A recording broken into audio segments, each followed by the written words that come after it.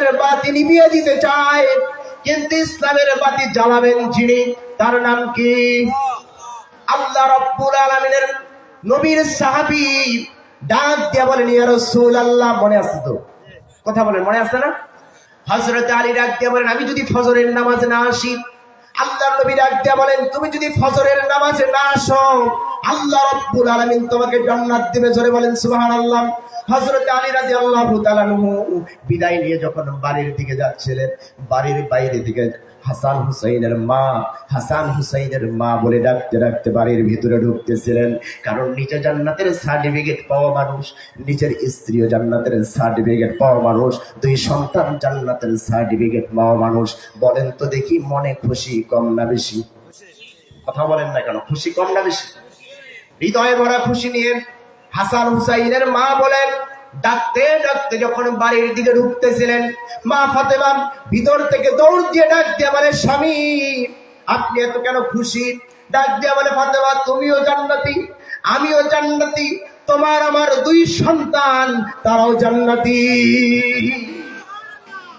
এই কথা বলে হযরত আলী ডাক দিয়ে বলে, ফাতেমা তোমার বাবার কাছে আমি বলে এসেছি, আমি কিন্তু আগামী ফজরের নামাজ থেকে নামাজ পড়তে যাব না মসজিদে নববীতে। অতএব ফজরের আযান হয়ে যাবে যখন, আমাকে ঘুমের ডিস্টার্ব দিবা না। ঠিক তখন আল্লাহর নবীর কন্যা ফাতেমা মনে মনে চিন্তা করে, যেই স্বামীকে ফজরের নামাজের জন্য একদিনও ডাকা লাগলো না, আজকে কেন ডাকার প্রশ্ন নিয়ে আসলো? এই কথা যখন মনে মনে চিন্তা করে, বিশাল ইতিহাস সংক্ষিপ্ত করে বলি আমার ভাইরা, হযরত আলীকে খাবার দিলেন। খাওয়া শেষে যখন দুইজনে ঘুমায় গেলেন, হযরত বেলাল রাদিয়াল্লাহু তাআলা যখন ফজরের আযানের সময় আযান দিলেন, আসসালাতু খায়রুম মিনান নাওম, ঘুমের চেয়ে কি উত্তম? কথা বলেন না কেন? কি উত্তম? ঘুমের চেয়ে উত্তম হচ্ছে নামাজ। কথা বলেন, কথা ঠিক কিনা? হযরত আলী রাদিয়াল্লাহু তাআলা কানে যখন বেলালের আযানের সুর যখন চলে গেছে, হযরত আলী ঘুম থেকে চটকে উঠে যখন বসে যায়, মা ফাতেমা ডাক দিয়ে বলে, স্বামী আপনি আমার আব্বার কাছে বলে এসেছেন আপনি নাকি ফজরের নামাজে যাবেন না, আযান শুনে কেন ঘুম থেকে চটকে উঠলেন? হযরত আলী রাদিয়াল্লাহু তাআলা ডাক দিয়ে বলে, ফাতেমা তুমি কি জানো না, আযান শুনলে ঘুম পাড়া জায়েজ না? জোরে বলেন না সুবহানাল্লাহ। সেই লোক কোথায় যাবে না? নামাজে যাবে না। বিষয়টা বুঝেন? যেই লোক কোথায় যাবে না? নামাজে যাবে না। ওই লোক যদি বলে ফজরের আযান শুনলে ঘুম পাড়া জায়েজ না, মেনে নেওয়া যায়। কিছুক্ষণ পরে হযরত আলী রাদিয়াল্লাহু তাআলা আনহু বিছানা থেকে উঠে পড়লেন। উঠার পরে উযু বানালেন। উযু বানায়া জ্বরের ভিতরে এসে যখন মাথার মধ্যে পাগড়ি বেঁধাচ্ছিলেন, এমন অবস্থায় ফাতেমা ডাক দিয়া বলে, স্বামী গো, আপনি আমার বাবার কাছে বলে এসেছিলেন আপনি নাকি ফজরের নামাজে যাবেন না, মাথায় কেন পাগড়ি বেঁধান? হযরতে আলী চোখের পানি ছেড়ে দিয়ে ডাক দিয়া বলে, বিবি আমি নবীকে বলে এসেছি ফজরের নামাজে যাব না, তাই বলে কি আমি আমার হৃদয় ভরে নামাজের দৃশ্যটা কি একটা বার বাইরে থেকে দাঁড়ায় দেখতে পারবো না?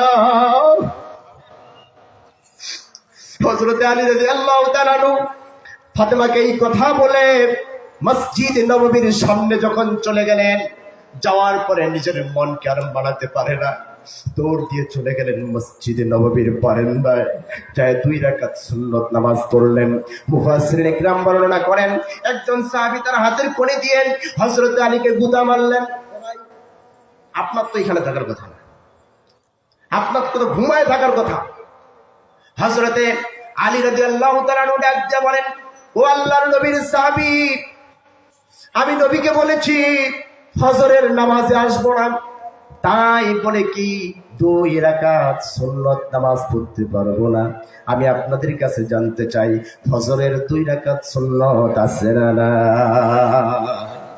সেই লোক নামাজ পড়বে না, ফজরের সুন্নত নামাজ কি পড়া যাবে না? এই কথা বললেন।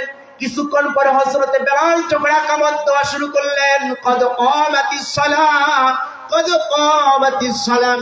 সাহাবীরা যখন কাতার বুদ্ধি হয়ে গেল, হযরত আলী রাদিয়াল্লাহু তাআলা আর মনকে মানাতে পারলেন না, দৌড় দিয়ে 2জন সাহাবীকে ধাক্কা দিয়ে সামনের কাতারে আল্লাহু আকবার বলে নবীর পিছনে নিয়ত করে ফেললেন। আলীর পিছনে নিয়ত করলেন। নবীজি নামাজ শেষ করেন, সালাম ফিরালেন। সালাম ফিরানোর সঙ্গে সঙ্গে নবীজি যখন পিছন দিকে ঘুরে বসলেন, ঘোরার সঙ্গে সঙ্গে হযরতে আলীর চোখ আর নবীর চোখ একখানে হয়ে গেছে। বলেন সুবহানাল্লাহ। আল্লাহর নবী ডাকতে বলে, আলী তুমি না এশার নামাজের পরে পড়ে গেলা, তুমি ফজরের নামাজে আসবে না, সামনের কাতারে গেল। হযরতে আলী দাঁড়ায় গেলেন, দাঁড়ায় ছোট্ট বাচ্চার মতো ফুপায়ে ফুপায়ে কান্দে। আর ডাকতে বলেন, নবীজি আমি বড় চেষ্টা করেছিলাম ফজরের নামাজে আসবো না, আমি আপনাকে কথা দিয়েছিলাম, আল্লাহ আমাকে জান্নাতের সার্টিফিকেট দিয়েছে, এই কারণে আমি নামাজে আসতে চাই নাই, আমি জোর করে বিছানায় শুয়ে থাকতে চেয়েছি। হযরত বেলাল যখন আসসালাতু খায়রুম মিনান নাওম বলেছে, কে যেন আমার বিছানায় আগুন লাগাইয়া দিয়েছে, আর বিছানায় থাকতে পারলাম না। নবীজি উঠে উযু করলাম, উযু বানানোর পরে আমি মাথায় পাগড়ি পেঁচায় নামাজের দৃশ্য দেখার জন্য মসজিদে নববীর সামনে আসলাম, কিন্তু আর মনকে মানাতে পারলাম না। আমি এসে সুন্নত পড়লাম। বেলাল যখন কদর কামাতির সলা বলেছে, আর হৃদয়কে বাইরে রাখতে পারলাম না, লাফ দিয়ে সামনের কাতারে দাঁড়ায়া গেলাম। ওগো নবীজি, আমি আলী নামাজ ছেড়ে দিতে চাইলে কি হবে? আমি আলী নামাজ পড়বো না এই কথা বললে কি হবে? কিন্তু নামাজ তো আমি আলীকে ছেড়ে দেয় নাই, এই নামাজ আলীকে বিছানা থেকে টেনে মসজিদে নববীর সামনের কাতারে দাঁড় করাইয়া দিয়েছে। ও ব্রাহ্মণ বিটার মুসলমান, তোমার কিসের অহংকার, তোমার কিসের গৌরব? যখন মুয়াজ্জিন ফজরের আযান দেয়, মাথায় কম্বল টাকা নিয়ে ঘুমাও, মসজিদে আসো না। তোমার কিসের সার্টিফিকেট পেয়েছো?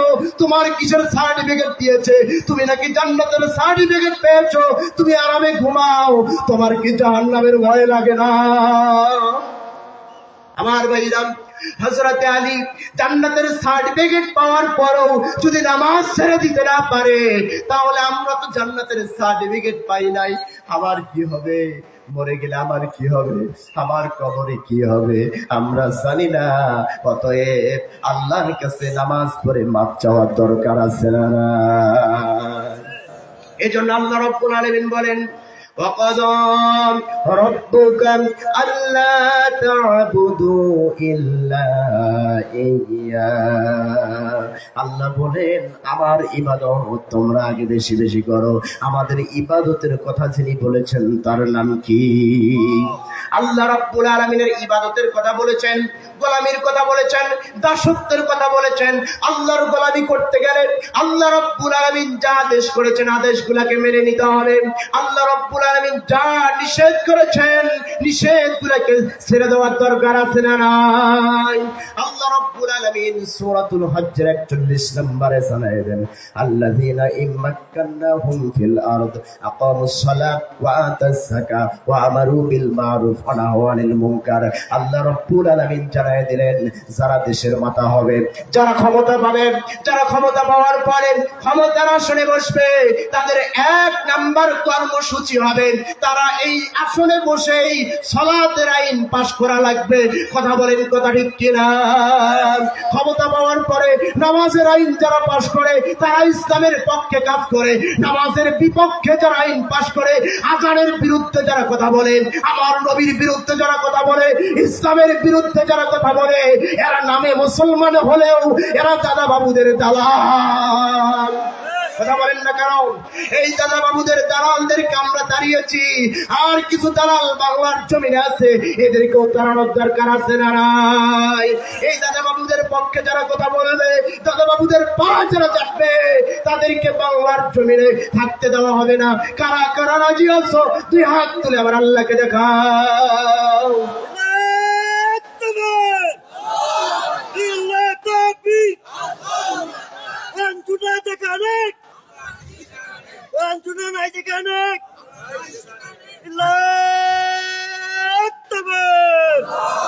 মাশাআল্লাহ, তাকবীর এখনো সবার উপর ওয়াজিব হয়নি, ফরজ হয়নি, মুস্তাহাবের কাছাকাছি নাকি?